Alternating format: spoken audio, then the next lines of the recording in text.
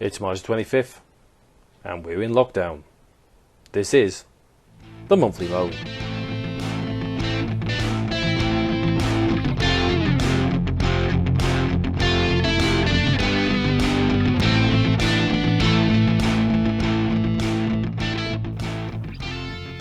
Hello and welcome to the Monthly Moan for the Citylife2050 channel. I'm Terry A. Abbott, and yes, we are in lockdown.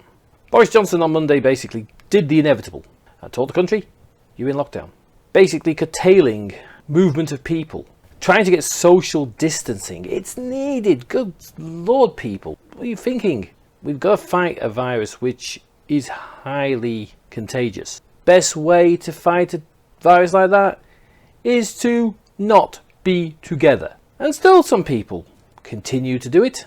Only yesterday, the police had to disrupt a barbecue that was going on and disperse the people there. A barbecue! 20 people! All together! Hey, let's all get a virus! Yay! Oh, good Lord. What are you thinking? So, yeah, we're in lockdown.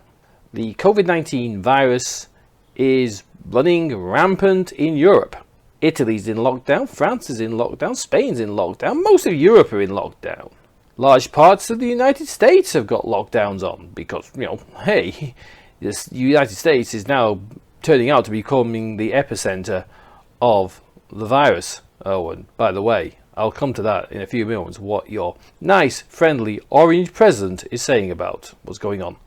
But good Lord, this will help save lives. This will slow down this virus. If we don't do that, the NHS will be overwhelmed. They're building extra facilities. They're taking over an exhibition centre in London and making it into a 2,000 bed hospital because they believe they will get more and more cases which will have to go into hospital. It is one of the most dangerous things we've seen for a long time. And people, you've got to get a grip. Last week we had idiots doing mass shopping as if it was the end of the world. Well, boys and girls, it's not the end of the world. But you've got to keep your senses about you. It's no good going nuts. If you go crazy, it just means that you're sat there with bog rolls that will probably last you into the next decade. Why have you bought all these bog rolls? You can't eat bog rolls, and this disease does not give you the shits. So why the hell did you buy it? And now, because we didn't listen to the government, which was saying, hey guys, you like to have a bit of social distancing, just don't go rampaging down to places in big groups.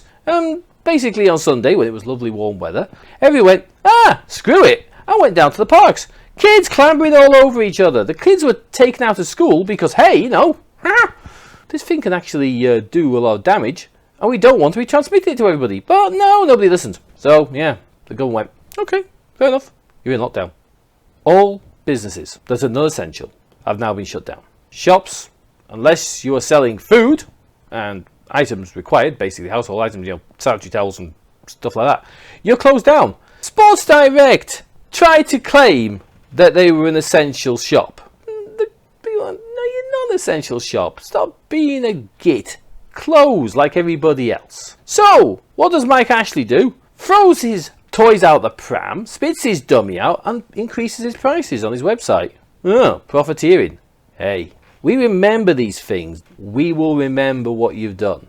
And then they just don't shop with you. Same with the guy at Witherspoons. Not paying your workers. I'm not going to pay them until I get the money from the government. Oh, says a multi-millionaire who could quite easily survive this. Your company makes a lot of money, pal. You're not a small trader. And you're sitting there saying, I'm not going to pay my workers when you can afford to. You're going to get the money back. Right? You're going to be paying 80%. We know that. But you're going to be paying that when you get the money. You're going to get the money anyway. So what the hell is your problem? You are a rich enough company to be able to do that. To sit there and tell people that some of the lowest paid people you can find who are on minimum wage that, sorry, screw you, I'm a big rich twat, I can't give a fuck. Doesn't work. Doesn't wash. Again, another one. Witherspoons, we can do without that company, we can do without you, who runs it, because basically you and Mike are scumbags. Real scumbags. You find good bosses and you find bad bosses, and you guys are bad bosses. Some bosses are struggling and they can't pay their workers. Yeah, I understand if it's a small company where you're on the breadline anyway. I mean, this thing, it was I'm going to pay 8% of your salary if you're PAYE, says Rishi Sunak. Great. But when's this money going to go to the company so they can pay their workers? That's the question. As I say, for the big companies, it's no problem. They can afford it. For the small companies, they can't. This is one of the problems with a Boris Johnson government. It's all yab, yab, yab, yab, big mouth, oh, we're going to do this. But his action is very, very limited. Always find that. You can make the Churchillian speech, oh yes, which basically he was trying his damnedest on Monday to sound authoritative. That's why he had to have to stuttery stop and struggle to get the words out, because otherwise he'd look like a complete prick as he normally does. And it's great, and you think, oh yeah, but it's not. If you don't actually do what you're saying, people will look at you and go, well, basically we don't believe a word you say. And that's the problem, probably why a lot of people went out and ignored you on Sunday. Construction is still allowed to go on at the moment. How much longer? We don't know. There's a lot of hoo-ha about it because basically there's no social distancing on these work sites. And hey, you've got to have social distancing. This is the whole point. Why are you putting these men in danger? A lot of the people are now self-employed workmen, and the government are not doing anything yet for them. So a lot of people who are self-employed are in absolute dire straits. They can't stop work because they will have no money. You want us in lockdown.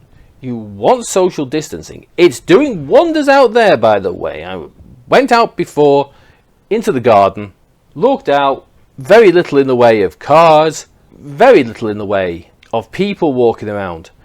It's rush hour now, as it would normally be. Around this time it would be very, very busy, which I'm doing this thing, and this place, it would be packed out there with cars and vehicles. There are a few vehicles coming past now and again, a few cars zipping by, and that's a good thing. People are heeding what's going on now, but can we please just have the essential workers working, and people who are non-essential, which includes construction? There is no need for these men to be out there building houses and sticking up office blocks. If they're required for, building this hospital complex or extending existing hospitals and doing work like that, which is, essential, yeah, fine. But not for this stuff. There's no reason. The whole world, as I say, is going into lockdown. India has put all 1.3 billion of its population in lockdown. Even Prince Charles has been tested positive for COVID-19. He has mild symptoms, but remember, this man is 71. He is in that category of danger. So, for Prince Charles, get well soon. This is President Trump. Oh my lord. President Trump claims he's like the most intelligent man on the planet. He has an effing common sense. He wants to get the country up and running by Easter to get rid of this virus. This virus ain't going to go away, you orange buffoon. 2 weeks to get rid of this virus. You've got the second highest amount of cases now. The World Health Organization says that you're going to become the epicenter of this virus, that there's going to be more cases in your country than anywhere else. And this is the problem, isn't it, Donald? You don't understand that the only way to get rid of this virus is to get people apart. Look at New York City, where you've got all people together. New York City has got massive amounts of cases because everybody's crammed in New York. It's high density living there, and you've got thousands upon thousands upon thousands of cases. California is in lockdown, Washington's in lockdown, other parts of the country, closed schools, getting social distancing in place, and you turn up, big orange pillock. Oh, we'll get this in 2 weeks and we'll be all fine. You are a dick. It's not going to happen. Look, take it from a person who's actually in a country which is in lockdown. It's shit, okay? It is crap being in lockdown, but it's for the good of the country. because the sooner we get this virus under control and lessen its effects, the better. And hopefully by next year there will be a vaccine that will be available that will allow us to actually conquer this flipping disease and not have to worry about it ravaging the population. Now, to the doctors and the nurses and the essential workers. You guys are the best.